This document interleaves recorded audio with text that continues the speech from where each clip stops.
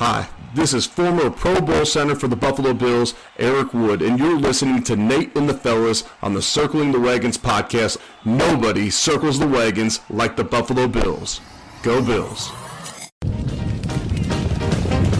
Where else would you rather be than right here, right now? Hey, hey, let's go Buffalo. Hey, hey, let's go Buffalo. The Bills make me wanna shout. Welcome to the Circling the Wagons podcast, a podcast discussing the Bills all year round with interviews, news, recaps, and insightful fan discussion. Most times. Here's your host and lifelong Bills fan, Nate. Hey Bills Mafia, welcome to another episode of Circling the Wagons, a Buffalo Bills fan podcast. This is our recap episode. I'm your host, Nate, and we're going to discuss the Buffalo Bills' loss to the Cincinnati Bengals 24-18 on primetime Sunday Night Football. We're going to go over our thoughts on the game, some stats of the game, sweet stat. I don't know if we'll keep the format like we usually do in this one. We'll see if time permits, but maybe some sweet sassy Molassie plays the game, our Wall of Fame and Wall of Shame, and maybe some tweets. We'll see. We'll see if we get around to it. First, I'm joined by this episode is brought to you by the TwinSpires Sportsbook at Del Lago, at the Del Lago Resort and Casino in Waterloo, New York. John, I'm joined by my co-hosts, John and Mike. Fellas, I'll start with you, John. How are you doing, man? I feel disgusted. Is it because you just looked at the playoff picture for the Buffalo Bills after that one? No, just in general. It's a late night. You're tired. The Bills just lost a game. Man, they had that 2-point conversion at the end. They just gave you a little bit of hope. You're like, all they needed to do is score again, and they got this one. Too little, too late. There's like 3 minutes left. Why didn't they do an onside? They had one timeout. It doesn't even make any sense. So John's doing well. Mike, how are you doing? I'm doing good. Happy to be here with you. Happy to have you. So excited. What about Mike? You like really close games. This was kind of a close game, right? So yeah, you enjoyed it. You know, I thought of you. I saw this. I thought they were gonna go ahead. Sorry. No. Mine was just off topic. Go ahead. No, I thought they were gonna do it, man. I know. And then they blew that timeout. They wasted it. Who is calling down to McDermott and saying, challenge that catch? I know. What about, speaking of plays that killed us, how about that Dalton Kincaid fumble and like the 15-yard line of the Bengals when they were driving? Like, I feel like people were defending him, and I won't defend him. That was not a smart play. Like a catch or two before when he just goes horizontal with the earth and Superman, right? Like It's when you see that, you're like, it's only a matter of time. Till someone punches that ball out. Or even hitting the ground, you know? Yeah, definitely. It's like Diggs. I have no problem with like yards after catch are awesome, but it does not make sense to fight for every single yard when you're down 2 touchdowns and time's running against you, right? You need a touchdown. Right. The time management was an issue. The coaching was an issue. The penalties were an issue. The refereeing was an issue, in my opinion. So what I was going to say, Mike, is I thought of you because somebody tweeted out about simulation, and we always joke around this podcast, like, you know, maybe we're in a simulation, which we definitely might be in a simulation. We're all living in this whoever simulation. And someone said, if this is truly a simulation, can they please change it so that the Bills stop getting so many injuries? This one, and it's like another, like Terrell Bernard went down in the first quarter. Like the Bills defense just keep taking hit after hit, and they only allowed 24. So you put the blame on the team. I mean, all facets need blame. All facets need blame in this loss. I mean, it wasn't just one, but to me, I keep going. Let me say this one positive thing: if it were a simulation, right? Like when was the last Madden you had? 2004. Like when you won, you kind of stopped playing. Like if you were in franchise mode or Bills, like once you won, you're like, I've done this. You don't immediately start back over from square one, right? It's like you give up, you stop playing. So like if in our simulation, like let's just say for the sake of argument, it's my simulation and you guys are the NPCs. and the Bills win it all, the kid controlling it is just going to power it down and go eat dinner. Like maybe it's for the best. We don't win it. If you want to put a positive spin on it. In my simulation, the Bills will go undefeated 50 years in a row. Yeah, and who would continue on with that? You would be dead. I would do it. Or But it would be like a hobby. I'd be doing my regular stuff, but that particular simulation would be my hobby. Winning every single thing would be so boring. No, I don't know. we're assuming That's a version of hell. I don't know. I think winning everything would be great. And we're assuming that this one simulation is has anything to do with the NFL and how these games shake out, as opposed to like it might have to do with like Israel and Palestine, or it might have to do with like any other thing like global pandemics. Like Well, the NFL games are rigged anyway, so it doesn't matter. Dude, it definitely felt that way. Definitely, at least in this simulation. That's Mike. You were talking about like things ending, like your kids got to go to dinner. Remember you telling me a story about how your mom used to turn the PlayStation off on you when you weren't listening, and you'd lose all the saved data, and you flying into a rage. Didn't that happen once? Sure, it did. I don't remember specifically. How could you not remember that? I thought you told me that. You're just like, I was just about to turn it off, and I lost all the progress I made. I look forward to doing that to my children someday. I told you to get your butt up for dinner. Anyway, on a positive note, Josh Allen, if you want to play, I think you're dating yourself. Like people don't play single player campaigns where they don't save anymore, right? Yeah, definitely dating I didn't say I wasn't dating myself, I guess. Yeah, now the saves are like automatic. Like every 5 seconds, you see the little spinning circle. Saving. They didn't have lawsuits against them or something, or whatever it was. And I didn't even say PlayStation 2. I think I just said PlayStation. So it's the original. That definitely dates ourselves. If you had to put blame on this game, I guess where do you start? Because I feel like a lot of the blame could go around to all different parts of the ball. The offense. Offense, right? Mostly. Still offense, right? Because offense isn't missing 5 starters like the defense is. I keep on coming back to that. And even still, they're still playing pretty okay. Like holding the Bengals to 24 points, I think, is a win, right, for the defense? Yeah, like all these games that they're losing or not playing well in, it's not because of the defense. I saw people like on social media, on X, Twitter, whatever you want to call it, were like, "Oh, this defense can't seem to get a stop." And I'm like, Josh Allen just gave the ball right back to the other team, like one play after the defense finally got off the field. At halftime, it was like 21 minutes to 9 minutes of possession between the Bengals and the Bills, and I'm like, that's not sustainable. Like they're not sustaining drives. They're not, they're turning the ball over at that point. I was like, this isn't on the defense. The defense isn't playing great, but they were still missing Terrell Bernard at that point. They're missing, Tre'Davious White, Matt Milano, Daquan Jones. Like, I mean, we could get into it, but yeah, 2 turnovers to 0, and they lost by 6. Like that's it. One of those turnovers doesn't happen, and we might be talking a different game potentially. Probably not, but but you never know. All right, let's go into stats of the game real quick. Josh Allen, 26 for 38, 258 yards, 1 touchdown, 1 interception. He was also the leading rusher for the Bills, 8 attempts, 44 yards, 1 touchdown rushing. Stephon Diggs, leading receiver for the Buffalo Bills, 6 receptions on 7 targets, 86 yards, 1 touchdown, that touchdown at the end of the game, and also had the 2-point conversion at the end of the game. Dalton Kincaid, 10 receptions on 11 targets for 81 yards, and also had that fumble that we mentioned earlier. Khalil Shakir, 4 receptions on 4 targets for 57 yards, no touchdowns. Mike Tirico saying Khalil Shakir making moves like Shakira, and I'm just like, Mike, don't do that. That's pretty forced. Yeah, that was a rough one. So those were on the Bills side of the ball. On the Bengals side of the ball, Joe Burrow was 31 for 44, 348 yards, 2 touchdowns, 0 interceptions. He looked good, minus that index finger injury where his finger was a little bit bloody and it looked like it affected it a little bit.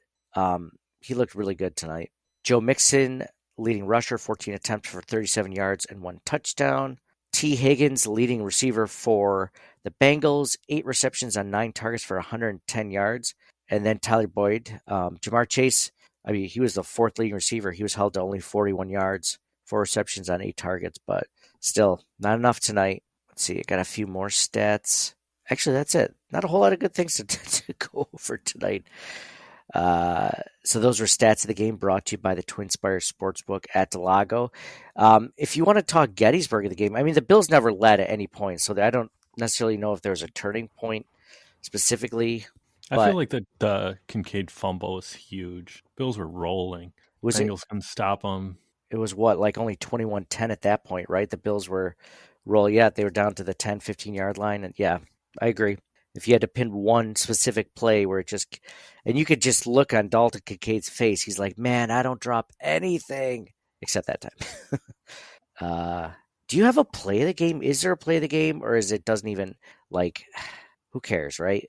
I mean, the Stephon Diggs touchdown. I mean, it just felt too little too late. Like, I wanted to enjoy it. The Stephon Diggs, that one slippery play in the beginning of the game where it was just like a screen pass and he ended up going for like 34 yards. That was an exciting play, but not enough of that. I saw an interesting stat. They had 85 yards for that first touchdown drive that the Bills had, and then they only had like 37 yards the rest of the half after that one, which was it was disappointing. You can't do this. You can't have this kind of game against the Bengals and expect to win. You can't have a game where you turn the ball over twice and they don't turn the ball over at all. At least you could say compared to the divisional playoff game last year, they were actually able to get pressure on Joe Burrow, but how much did it really matter? He had almost 350 yards passing. So how much did they really stop him, Just bend but don't break.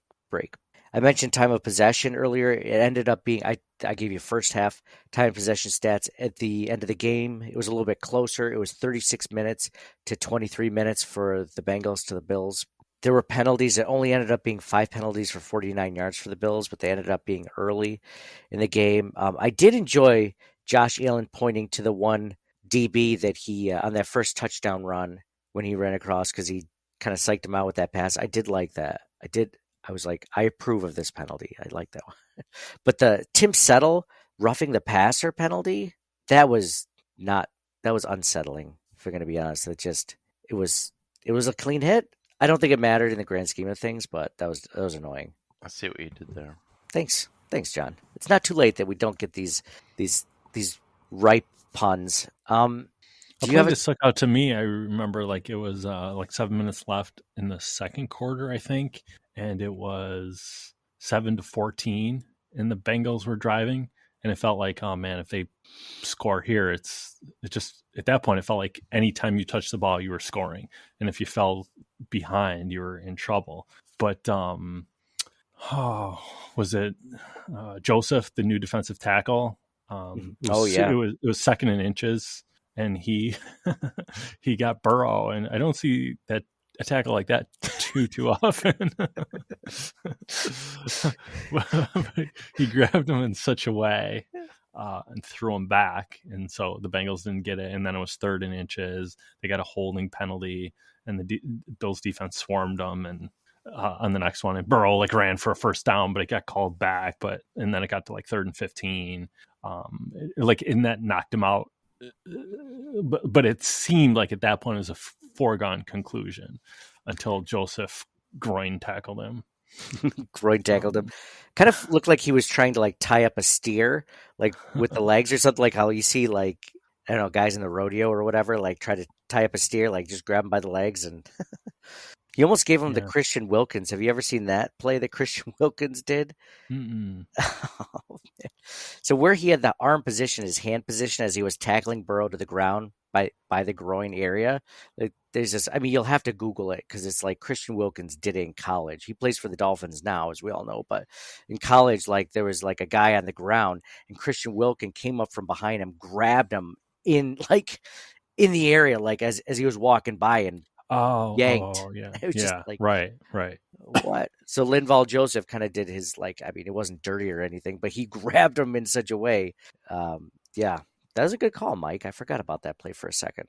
But I think if we could take one positive thing out of this game, it's when the trade deadline approaches, it's of course the good that the Bills are buyers and not sellers, right? But there's always that when with GMs, always a little bit of an information asymmetry, right? Because like, why are other teams getting rid of these players? Like, we don't know everything that they know, so you have to be a little leery. But the moves that the Bills made, like Joseph and I think Douglas, like the Packers fans like were so torn up about losing, like heart and soul of their defense, like playmaker, like ball, like man, to get on the field tonight with such a quick turnaround, like I think that bodes really, really well. Yeah. So I'm excited to see that the new guys got out there so quick. Yeah, we didn't talk about that because we haven't talked since the trade deadline. But yeah, it was good to see. I mean, I love their pickups. I mean, the like you mentioned about the Packers fans not liking it. I think that's one of my like litmus tests of was this a good trade or not, or are we getting a good player? Are the fans of that team like, ah, man, that stinks? Or are they just like, meh, whatever, like take them, you know? And I think it was very telling. A good Schadenfreude. Oh, you could live on that alone. I could just eat up all the Schadenfreude, the misery, right? Like like it's just the misery of another team's is my joy. No, isn't Schadenfreude mostly like having to do with like morbid like death things, or is it just anyone's misery about anything? Taking joy in somebody else's misfortune. I wouldn't say I was taking joy in it, but it was definitely a way, a barometer of measuring, you know, was this a good thing or not? Yeah. Validation. Like, is this guy good? Looking at the comments under like the Adam Schefter tweet, and all the Packers fans are like, what? Yeah. So, like if they had to lose somebody, like that's the last guy they wanted to lose. Yeah. And exactly. To give up nothing, essentially. Exactly. For sure. And then you mentioned the Linval's Joseph signing. That looked good. That one play specifically. It's like, oh, good. We have like a guy that kind of reminds us of Daquan Jones, a guy that can, you know, a big dude that can make plays for us. Again, yeah. And then the other signing was Leonard Fournette, although he's on the practice squad for now, so we didn't see much of him. But no, we didn't see any of him because he's on a practice squad right now. But yeah, good call there, Mike. You know, John, the other thing I find annoying is Chris Collinsworth. No, I've never heard anyone say that. Continue, please. Oh, that's it. That's it. Okay. Well, I'll tie two things together. Chris Collinsworth, was it him talking about Von Miller and all the Bills want is for him to get right, you know, 5 or 6 games before the play. Like, no, I want him right now. If he's on the field, what does running 10, 15 yards behind the quarterback do? Does nothing. Dude, he is elite at that this season so far. Going around the edge. Like it was even in that last play where Joe Mixon got the first down, right? Mm-hmm. Like he couldn't do it. He's not there yet. To me, I feel like he's eating into snaps of players that could like make an impact. Leonard Floyd, Greg Rousseau, AJ Epenesa's having an amazing year. Like I feel like every time he's on the field, it's less time for them to make an impact. And I know they're ramping him up, and I don't know if there's a way to ramp him up with just like waiting another 4 weeks and then letting him play like most of the snaps or whatever. I feel like it's ramp him in practice or something. Yeah, exactly. You know, I wrote that, and for the most part, a lot of people agreed with me over Twitter. But you know, a few people are just like, it takes a long time to recover from an ACL. It's like, yeah, I know. Give him more time then. If he's not ready, you know, like, why does it have to be like 30, 40 snaps a game? Why can't it be like 10, 15, you know?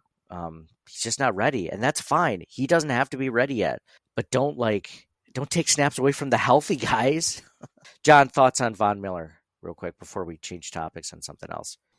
So are we in agreement that the Bills should just tank for a higher draft pick at this point? So the Bills are 5-4 right now, 9th place in the AFC. They have the Broncos next week, the Jets the week after. Broncos are a win. Jets are a win. Right back in it. Yeah. Then you're looking at 7-4, right? So perfect. Right back in what? Look at the rest of the AFC though. Look at the Chiefs and the Dolphins. Like the Dolphins didn't look great in Germany at all. And then look at even the Chiefs, even though they won, they needed their defense to bail them out. Like that wasn't like a Patrick Mahomes, like he just had like 400. He had 185 yards. Don't look great. You're talking about teams that are ahead of us. Yeah, and they're just barely winning. They just don't like the Ravens. And scare we're me. Like, just the Ravens are good. barely losing. Like, Yeah, so it could just flip. what's the point? They could start barely losing, and we could start barely winning. But the Bills haven't made any changes. Yeah, not on offense. I'm still. Even with like 11 personnel, like they're still doing like same old. I was hoping to see a lot more up-tempo offense like they had against the Buccaneers. And they showed it for like later in the game when they were down. That's when we started to see the Thanksgiving Day football, run to the line of scrimmage and call some plays. And then they were like, oh, they're moving the ball. They look great. I mean, the Bills really didn't run the ball a whole lot this game. They had 8 carries by running backs today. It felt like it was so many more, though. Do we even want to do a Wall of Fame, Wall of Shame, or do you want to just read some hot takes from listeners? Because, I mean, there's not a whole lot to put on the Wall of Fame. Hot take: they're not going to make the playoffs. John's already John's in a mood for the. I'm not ready to say that. I see where you're getting. I see where you're going, and I understand that. I'm not ready to say that yet. I still think they make the playoffs. That is a hot take, though. That's hot. Now they lose another 3 games in a row. That won't be a hot take. That'll just be that's probably going to happen. Bills miss the playoffs, and the Dolphins and Jets are both in. That is a hot take. That's a hot take. I don't think that happens, John. I think the Bills still make the playoffs. Zach Wilson makes the playoffs over the Bills. Hot take. John, you're in a funk. It's mostly because we just saw this happen, and we're getting on. I think it's called spiraling. Spiraling. Do we need to, John? Do we text you in the morning to make sure everything's okay? Your mental health going to be okay? We can talk. Let's vent about it. This is the time. Don't hold it in. Like, what's really bothering you about this team? Is it everything? It's everything, isn't it? Speaking of spiraling. Mike, you don't seem down. You seem like you're in a decent place. You think we're just a few games out? I had a lot of fun watching. No, I didn't have that much fun watching. It didn't look like one of those games, though, where I thought the Bills were going to come back. Did you get that feeling at all during the game where you're like, oh, the Bills can still, even when they were down by 6 points, I'm like, a lot of things have to go right for the Bills, right? And a lot of things have to go wrong for the Bengals that have not gone wrong. Like, remember that 3rd and 7 the Bengals had, and you're like, oh, the Bills could hold them to a field goal. And then instead of just getting the first down, they get a touchdown. He dumps it off to like the tight end who everyone forgot was even on the offense. And then he just runs for 22 yards, scored a touchdown. They go up 21-7. You're like, oh, that sucks. In a way, it's worse than the Drought Bills because the Drought Bills, you would expect it. This is kind of more of a dagger, right? Yeah, it's like, oh, they have a good team. We should be winning games. So is that one of the reasons why you want to say that the Bills are going to lose and not make the playoffs because your expectations are now shifting, right? And look at the teams that they did beat, right? Like the Giants, they should have lost that game. Mm-hmm. The Bucs, they could have lost that game very easily. Yeah, that was questionable too. Yeah, I don't like. What's their expected wins based on like how they've played this year? Probably less than whatever the record is now, 5-4. Yeah, I mean they have a tough schedule. I'm pretty sure someone talked about that in the hot takes. Let's just read some hot takes. Let's see what we got here. This is a chance for like listeners and followers to vent, right? Like, so I asked, on Twitter, instead of doing Wall of Fame, Wall of Shame, who's on your Wall of Fame, Wall of Shame? Because there was a lot of redundancies there. I asked, what's your hot take after this one? Scott Kinmartin, right? McDermott takes over the offensive play calling too, LOL. Buffalo Dill. Yeah. I still say offense. Mike, we didn't ask you where you put the blame on this loss. Offense, defense, special teams, everything, coaching, someone, maybe Josh Allen. Where do you put it? Man, I think to lose by 6 with that Kincaid fumble, and it seemed like so many calls. I hate blaming the refs, and I really wish there was a way to make the game less subjective, but so many calls went against the Bills. They would have turned it. And it felt like some of those plays didn't get called. The intentional grounding on Allen, the tripping, taking down Kincaid, like the baseball slide into Kincaid, the face mask on Gabriel Davis in the end zone that was a no call. Yeah. There's just so many that would have changed the game dramatically. You're right. The referees should belong on the Wall of Shame. I forgot about that slide tackle that Taylor Britt had on Kincaid Yeah, where it was just like you could see the referee and the replay in the background just watching the play, just watching and not throwing the flag. I'm like, how is that? How is that not? And you know what stinks is instead of it ended up being it was like a 4-yard play, that would have given the Bills 1st and 10 on the Bengals 27-yard line with 50 seconds left. Right? They might have had a timeout or two. I can't remember. They burned a lot of timeouts too quickly in this game. So I think they might have had one timeout, but still, like they went from having to punt and getting no points to possibly getting 3 before halftime, right? That was an awful call. The non-face mask you mentioned on Gabriel Davis in the end zone. If that call was against the Bills, they would have called that one easily. It's just be consistent. If you're going to call all these ticky-tack things, I felt like there were some that could have some intentional grounding calls that could have been against Joe Burrow too, you know? Buffalo Dill. So, like, I guess what I'm saying, like, I'm not. It's disappointing that they didn't pull it out at the end, but they were at home.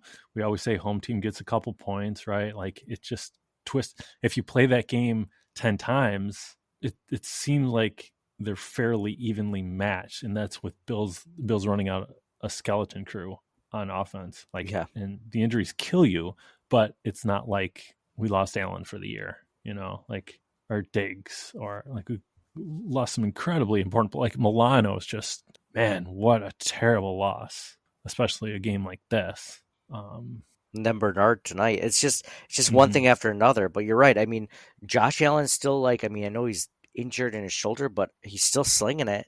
Stephon Diggs is still there. Deion Dawkins is still there. Their offensive line is intact. They're just missing Dawson Knox, which I don't know if that might be addition by subtraction. I don't know for sure, but what's their excuse? But if they play it in Buffalo, do you think it's 50-50? Play 10 times, Bills win 5? Yeah, like it wasn't a 50-0 loss, and like the Bills handily like beat up on Miami, right? And in today's game, Dolphins and Chiefs, it seems like they're the toast of the AFC and go right down to the wire. So did you know that in the AFC standings, that Houston is a half a game behind us, and the Colts and Raiders are only 1 game behind us? Well, now I know. Feels like we should be a little bit. I mean, the Texans are playing good ball. I just got to like talk up all the teams that are right behind us. Look at the Raiders. Just fired their head coach. They're trending up. And there's only 4 teams after that. Like, that's it. Oh, gotcha. That's the end of the AFC. I was hoping there'd be another 10 teams. Chargers, Titans, Broncos, Patriots. And we lost to the Patriots, the last team in the AFC. Just say no to turf, writes, this loss wasn't on the defense or even the god-awful officiating. Hot take. Eric Howig writes, Dorsey has successfully turned the Bills into a mediocre offense for a 500 team. Congrats, Dorsey. Bartman writes, if I consistently underperform at my job, I get fired. I wish that concept translated to the world of professional football. It might after this year. Do you think Dorsey's on the hot seat? I feel like he kind of is now. Like if this season doesn't go well and the Bills continue to underperform on offense, I think Dorsey gets the boot. Especially if like what happens in what John was saying, like if the Bills miss the playoffs, I think Dorsey's gone. I mean, especially if Josh isn't completely. The only saving grace would be if like Josh gets injured for a few games and then it's like, oh, that's why they missed the playoffs. Okay, we'll give Dorsey another chance. But at this point, I have a hard time saying that he's not on the hot seat. If I'm McDermott and I'm looking at this team each and every week, it's like, you know, they had 2 or 3 blowout games where they looked amazing on offense, but that's it. So 3 out of 8 games, they looked amazing. And then the other, I guess it's 9 games at this point. So 3 out of 9 games, they looked really good. And then the other 6 out of 9 games, they looked, I'd say, subpar for the most part, the offense. And you know they're not playing 6 of the top defenses. There's definitely a couple of good defenses in there for sure, but not 6 of them.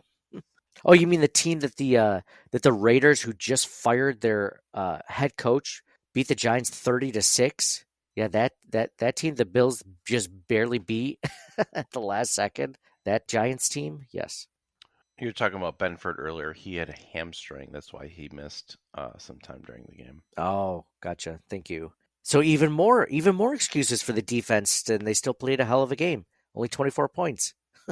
They're missing their starting 2 corners in White and Benford, and their middle linebacker, and then Milano, and then Daquan Jones, and They have half of Von Miller still, so Jamie D'Amico writes, co-host for the Jamie D and Big Newt podcast and the Believe podcast, could have been a different ending without the Kincaid fumble.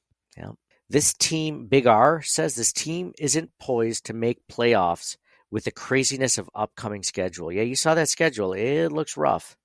This was one of those games, though, luckily. I mean, we didn't necessarily see the Bills winning this game, but Guru Eric writes, the defense will never be good enough to do anything in the playoffs. If they make it, it's old. Miller has been a bust for Buffalo, and it's going to set the team back. They did pour a lot of money into it. I still give him the benefit of the doubt. I just, I want him to be right. Like Mike said, I want him to be right now. I don't want to wait till like week 16 for him to like hit his stride. They might be like 7-6 or 7-8 by then, Jack Nealon says the Bills are a stats team. They look good on paper, but make it really difficult on the field. 2020 to 2023 Bills are going to be great NFL stats trivia in a few years. Good stats. That's it. Big Mike writes, there's no hot take. Our offense is bad if we are running a hurry up no huddle. That's a good point. John, I think you said that last week. Like one of the offensive coordinators from the drought era was like, we're going to run the no huddle with Trent Edwards. Just randomly. They're just looking for something to get the offense going. And that's right to Big Mike's point. You have to be good enough to do it, but this team is good enough to do it. So just do it, right? Yeah. Well, I think he's saying that like it doesn't matter. You don't need a good team to run a hurry up or no huddle offense. Like any team can do it. They usually do that if they're struggling. Like good teams don't need to do that, so they don't. Well, the Bills need to do it. The Bills need to do it. That's kind of sad. Greg said we were a suspect team before tonight, and now with more injuries, it's over. That sounds like John's burner account. It's over. It's over. Colby Pleasance writes, defense was sleepwalking, but it doesn't help that the offense is literally Diggs and Allen. Ashton says, I cannot sit here and watch Ken Dorsey another week. This team may not make the playoffs, and I put it solely on him. Yeah, the Bills can't do anything, though, at this point. I mean, unless they get Josh McDaniels. But I think part of Josh McDaniels' contract, and most contracts, I believe, as head coaches, is that if you're going to keep making the guaranteed money, I think you can take a job as a coordinator, though. You just can't take another job as a head coach, right? So, yeah, I think you could do that.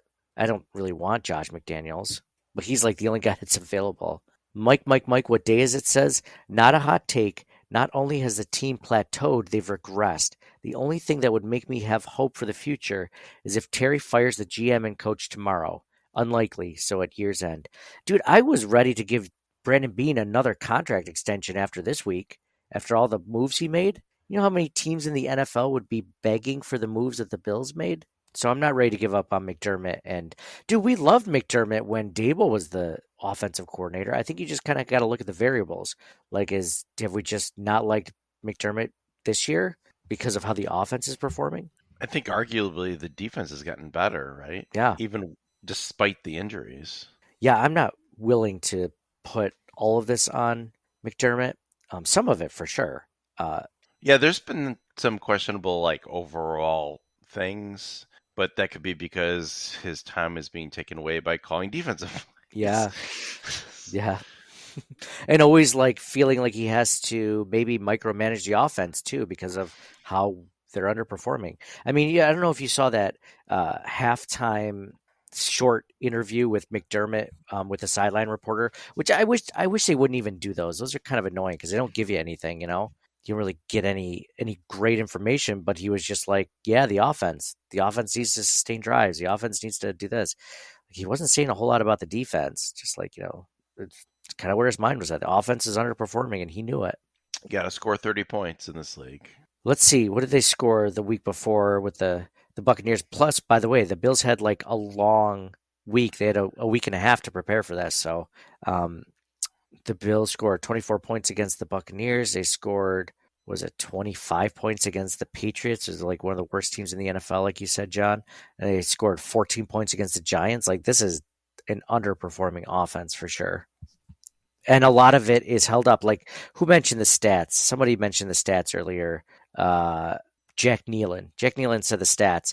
And it's like, it's true. Like, the Bills up until a few weeks ago were like third in the NFL in points for, but they were propped up by like 3 games where they just blew out their opponents. It feels a lot like last year. Yeah, you're right. It does feel a lot. And what's the common denominator there? Ken Dorsey is the answer to that. Ken Dorsey. Of course, there's a lot of common denominators between last year and this year, but that's what I'm thinking of. I was happy, though. One thing I'll give Dorsey credit for is that he tried a trick play for once. We haven't seen that in, the entire season. We didn't even see any last season. We finally saw one, and it was a complete botch. It looked terrible. It usually looks terrible in Tecmo Super Bowl, too. Oh, does it? You don't call the flea flicker very often? Well, that's a variation of the flea flicker, the way that, they did the play. But that actual play is a play in Tecmo Super Bowl without the trickery involved. It's but like the end around. It takes so long to develop, it's not worth doing it. Like, rather just change your playbook. But like a real flea flicker, where it's just like running back and then he pitches it back and he throws it, like that's cool. Because that's more likely to work than that play. But like what was it? It was like it was 3rd and 1, and like they're like, okay, we'll do a sneak push Allen over for 3 yards and get the first down. It's like, why don't you just air it out, see if you get a big player touchdown, and then if you miss it, then do that on 4th down. Like, what's the point in that? Yeah, good point. G-Man in 08, Andrew Freeman writes, I think this team reached their peak with McDermott. If this were the NBA, he would have been gone by now. I just can't get on the fire McDermott train. I just can't. G-Man Bills fan from SC. I mean, if any... Yeah. Like how many names do we have to go through? Like Mike Mularkey and Chan Gailey and Doug Marrone and Rex Ryan and Dick Duran, like all these guys that they had, they were so bad. The Bills, he not only ended the drought, but 2 seasons after that with a rookie, or not a rookie quarterback, but a second-year quarterback, they made the playoffs again. Like they've been one of the best teams in the AFC and in the NFL almost too. In that stretch, they just haven't reached. It could easily, John, to your point, it could easily go the other way. You hire someone else thinking that you're going to get better, you could easily start dropping off. It could absolutely get worse from McDermott. In fact, it's more likely that it will be worse, in my opinion. Yeah, if I had a pick, I would pick a better offensive play caller than getting rid of McDermott. We don't even know if McDermott wanted Ken Dorsey. All we know for a fact is that Josh Allen wanted Ken Dorsey. So that's why he has him. And maybe that's the lesson. Maybe we don't let our franchise quarterback pick the OC. Maybe we should have Josh Allen call the plays. A little Peyton Manning action. Well, I mean, even Peyton Manning had an offensive coordinator. Jim Kelly had an offensive coordinator, right? They're calling their own plays, but... I love Josh Allen as much as the next guy. He doesn't strike me as somebody that can call his own plays. He's a very... Are you saying he's not intelligent? He's very intelligent. No, I'm saying, dude, when we grew up, we were watching Tom Brady, Peyton Manning dueling. You know what those guys were doing on the sidelines? Flipping through binders of plays. That's something I was going to bring up, like in my notes. Like I always remember quarterbacks sitting there. Either they're going through the binders themselves or with a coach. Like on the Bills sideline, they're never doing that. Ever. They're just staring off into the distance. They're like a blank. Nobody is home. I've only seen it in war movies, like Soldiers in the Trench. Like shell shock. Yeah. Do you disagree? Like I imagine if Allen's calling the plays, he would just be like in the huddle, be like, "All right, go get open." Yeah. Or like, you run deep, you run post, you get open. Yeah. But am I wrong about other? No. Good point. The best quarterbacks that we've watched. Well, Brady cheated, so that doesn't even count. But even watching like Mahomes today, like he was like go on the side, like he would go with his OC or whoever it was. They'd look at the plays and he would like point like, yeah, Like, hey, what's the coverage? This is what I'm seeing. What are you seeing? What looks good to you? What do you want to run next? Nothing. Like I don't that. think I ever see. I don't think I've ever seen Allen look at a tablet in recent memory when on the sideline. I'm always looking because Dorsey destroyed all the tablets. Well, maybe Dorsey needs to get his ass down on the sideline instead of staying in the booth. Like maybe I'd like to see Dorsey on the sideline. Me too. Wasn't that what Dable did? Like Dable was on the sidelines, and then he decided he needed to go up in the booth, and then that was working, so he stayed up there, right? fucking make Dorsey. This offense, you got to change it up, man. You got to either be down there with your guys. Like, I don't know. I'm still convinced that Stephon Diggs, the reason why he was pissed in the playoff game, and then like he came to camp pissed still, like, or OTAs, not camp, but he came to OTAs, caused that big drama. Like, he's still pissed. I'm almost 100% convinced that was because of Dorsey.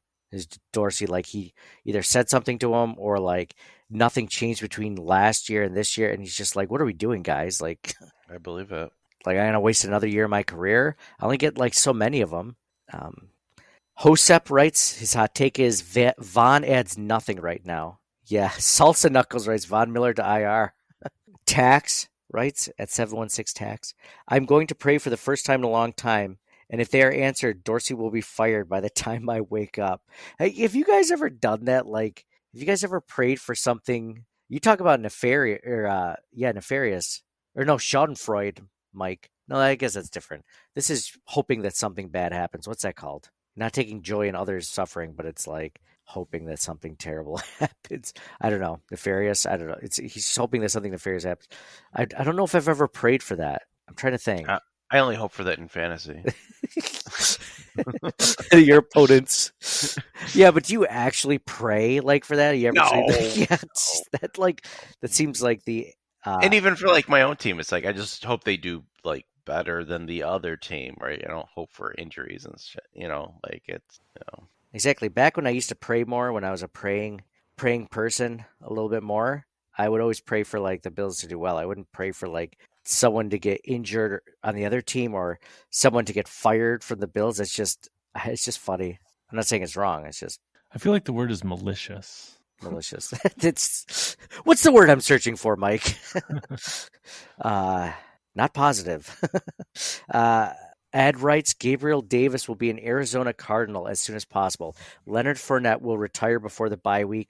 Micah Hyde and Jordan Poyer will both play in New York next year. Hyde on the Giants, Poyer the Jets. Von Miller will continue to rehabilitate and eventually do something. New Jersey. Yeah, New Jersey. Thank you, John, for correcting that. So I think we're gonna end with those hot takes. Sean Nong. Nong, I think.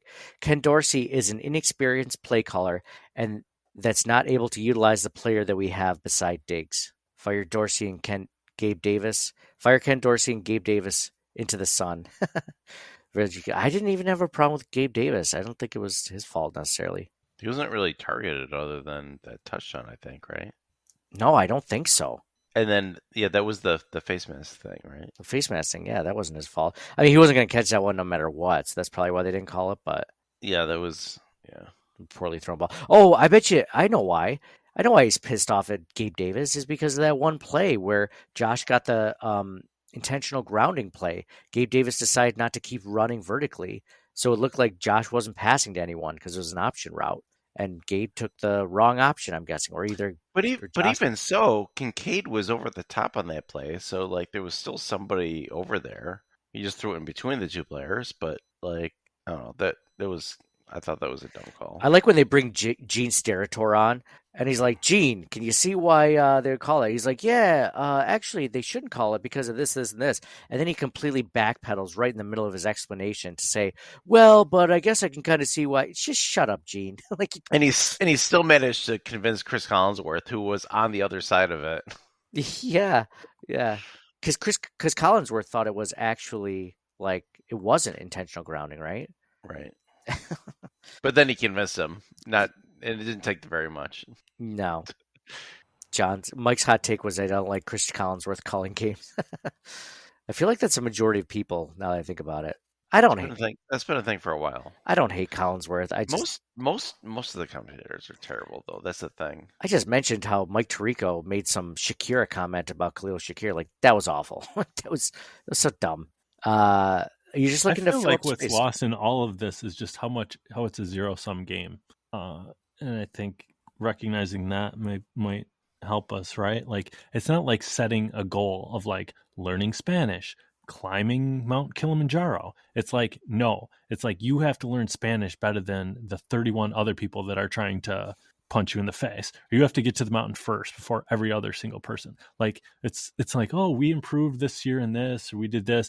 Like, no, we're not sitting like other people aren't sitting still. Like every team is trying just as hard, trying like personnel, GM, front office, coaching staff, clawing, scratching, their livelihood is on the line. So it's like everyone's a lot of, let me rephrase, and a lot of people's comments like, we haven't improved. Like everyone is desperately trying to improve. Right? Yeah. Oh yeah, exactly. No, there's no team that's given up like completely, like, oh, well, it's like, well, at least those other 12 teams, they've stopped trying. Like, no, they're constantly trying to get better all the time. So the bar is always being raised. Even when you get to a certain bar, like that bar has already been raised by somebody else, right? Like that's. Yeah, but so? That's your whole response? Yeah. So fucking what? Well, the guy on X or Twitter, right, is like, oh, I get fired if I don't succeed in my job. Guy, you're going to come in Monday and just coast. You don't have 31 other people trying to attack you. Just take your job. For your job that day. Oh. Right. Can we stop saying X or Twitter? Can we just pick one? Like either just refuse to accept that it's X or just call it X and just keep saying not. Why do we have to keep saying both every single time we mention it? Yeah, Twitter. I like to stick with Twitter. Do whatever you want. Just call it one thing. It's like Twitter or X. Like who cares? Why are you attacking me? I was using your standard convention. I thought that's what you liked. I like winning. I want the Bills to fucking win a game. Yeah, well, geez, we're not against you, man. We're not trying to take your job from you. We're not one of the 31 other teams. I agree with you. I think that there's definitely a point to be made there. You know what's funny is I was thinking I'm not a big fan of primetime games because we have to stay up so late, and I don't know. John's rolling his eyes at me. Like, what's there possibly to disagree? Like, if there's 31 other teams, we should win the Super Bowl once. Everybody's trying. Everybody's trying really hard, but like as a fan, who gives a shit about the other 31 teams? You want your team to win and do well. But if your metric of success is Super Bowl, you're going to always be miserable. Yes, always. Yeah, the most successful franchise in the world. You're going to be miserable. I've been miserable for 40 years. As long as I've known you, you've been miserable. Every year, John. But I think maybe that changes to maybe you should do the podcast sequentially. Do me and then John, or John and then me. Then you can put them together. Oh, we just do one full podcast with just John and then one with your responses and see. No, I mean, it'll be like the podcast will be like, it'll be like, Bills lose to Bengals 24-18. And in parentheses, it'll be like John's version, instead of like Taylor's version. And then the other one will be like Mike's version. And see, yeah. There's just so much death and destruction in the world. And like, we're in such an enviable position, like 0.000 humans to ever live. Like, I can't get that upset that. Well, this podcast isn't about that. This is about out of 31. So anytime they don't win the Super Bowl, it's just going to be like, why would anyone want to come in and listen? They would just want to kill themselves after listening to us. Well, I think that this is a good break from like all the terrible things that are happening in the world. Maybe I like focusing on the bad things that are happening with my team, because if I stop doing that, then I actually have to think about the world around me. Sometimes like ignorance is bliss in that realm, because I'll read like news articles and I'll just get depressed. But then I can focus like that anger or negativity on my sports team. It's like, you can get depressed a different way. Yeah. Well, that's a depression that I can actually deal with, right? Like I can try to find some sort of solution in my head of like how the Bills can get better. I can't solve the Israeli, Palestine conflict in my head, but I can think, well, fire Dorsey, boom. Like that's tangible. That's something I can grasp and be like, yeah, then things will be better, or whatever. Yeah, just like an assassination, right? The same thing. Well, now that sounds nefarious. Fire that guy. Fire that guy. Just shoot that guy why did anyone ever assassinate Hitler, right? Like, yeah, I was thinking, so with primetime games, like the older I get, it's so funny. We used to like pray for primetime games when we were younger, when we had season tickets and stuff like that. And now that I'm older, I'm like, like it stinks staying up late sometimes. Like, of course, we stay up a little bit later to do the podcast, but I'm sure I'd be scrolling on social media right now if we weren't recording. But I remember thinking like, oh, the one good thing about it not being a 1 p.m. game is that you get your whole Sunday. Like you could do whatever you want. Like you could do things. You can get things done. You could rake the leaves. You could, put away that stuff you've been trying to put away. You could, fix your bike. You could do whatever. Like we took the kids to their first movie today, like at a movie theater. And I remember thinking like that was a cool experience. I'm like, man, if I was watching a Bills game right now, I probably wouldn't, think to do that. And I was thinking also, on a different level, it's like, man, people that don't follow sports or the NFL, or specifically sports, just in general sports, is that like they don't have that feeling of like 1 out of 31 team or 32 teams, they have that one chance. Like they walk around like there's so much less stress in their lives, don't you think? I mean, we just talked about how depressing some of those things were. The team 1 out of 32 teams are constantly trying to get better. You're clawing over each other. Just when your team gets to a certain spot, there's always other teams that are nipping at their heels or bypass or, getting ahead of you, leapfrogging you. Sometimes I think I could never be a person that doesn't like any sports whatsoever, but I bet those people they seem to be happy. Yeah. Can't wait to get up in 4 hours. All right, we'll end this one. So thank you guys all for listening. I know this wasn't a fun time. We tried to make some light of it, as we always do on Circling the Wagons, for that sort of stuff, because we got to joke around about it, or else we'll just be upset and depressed the entire time. But real quick, I'm gonna give away a quick shirt from our TeePublic store. If you haven't checked out our TeePublic Bills store, which I don't understand why you wouldn't want to buy a new Bills shirt at this moment. Why wouldn't anyone after the great game that we just watched? But if you leave a review for us on our Circling the Wagons podcast feed, we put you in a list each week for a giveaway. And this one goes to Andrew Ensing. That's Andrew Ensing. You are the winner this week. Shoot me a message, email, DM me over Twitter, Twitter, and or Instagram or Facebook. Email or message us there and let me know which Bills design you want, and we'll send one over to you. So again, this episode is brought to you by the Twin Spires Sportsbook at the Del Lago Resort and Casino. Any final thoughts, John, Mike, before we end this spectacular, just a real uplifting podcast about this loss to the Bengals 24-18? Speaking of t-shirts, remember the I don't know who did it, but the "Just One Before I Die" Bills t-shirt? That was a good one. Maybe if you like had some geared toward that at this point in time. I do have a "Just One Before I Die" t-shirt. Oh, perfect. Stole that idea. Yeah. I'm sure it's just different enough.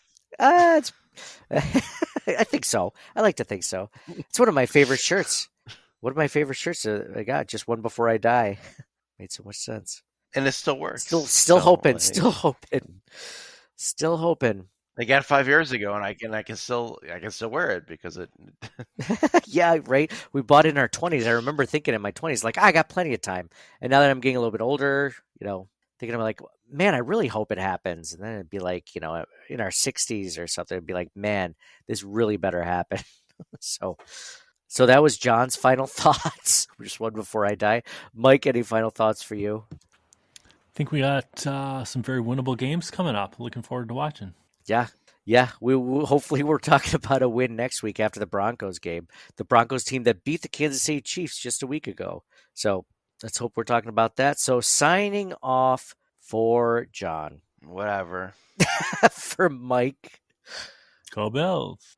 And for me, favorite podcast service. Email us at ctwpod@gmail.com. That's Charlie Tango Whiskey Pod @gmail.com. Follow us on Facebook and Twitter at CTWPod. And most importantly, go Bills! Nobody circles the wagons like the Buffalo Bills. Nobody circles the wagons like the Buffalo Bills, Nate. Well, listen, the whole show is called Circling the Wagons. Say no more. I love it. So, Mike, the beard's coming in pretty good. You have any gray hair like John or I yet? Or is it too early to tell? Too soon to tell. I feel like it comes in way too much here. Nothing really. Yeah, not there yet. Not there yet. Itchy. You got a good stash going, though, for sure. You know, the stash is coming back, especially after Top Gun. I don't like it at all. I think in real life, it's not as... It just looks really bad here, I guess. I don't know. It depends on what you say looks bad. It looks full is what it looks like. And then the rest will come in, too. Like this. You're like, I wish all of this was coming through and this would come in less, right? Yeah. I should have shaved after a couple 2 days here. Only there, though, right? Like only the mustache portion of it? Yeah. Yeah. It's coming in, though. Are you going to do the whole month of November or just until like you get sick of as soon as I have something where someone will see me at work, I'm going to let it Dude, go. but as soon as that happens, it's going to stop itching. That's the problem. And then you're like, well, I don't want to ever start it over again because I don't like. That's when it starts to. Yeah, exactly. Yeah, that's when you gotta keep with it. But people will think, oh, he's growing a beard, not like, oh, he's just a lazy piece of shit. They think you're a lazy piece of shit for those first 2 or 3 weeks. They do. Because that's what I feel like. That's what they thought it might. No, everybody knows. In November, a lot of people let it go. Not November's the time. Be like, I support.